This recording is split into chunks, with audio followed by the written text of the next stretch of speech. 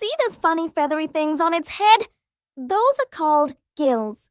They help axolotl breathe underwater. Axolotls have an incredible ability to generate their tails, growing them back perfectly and fully, often within a few weeks to a couple of months, along with other body parts like limbs, gills, part of the brain, and heart. A real-life superhero. Axolotls swim using their bodies and tail to move underwater, but they aren't constant swimmers like fish.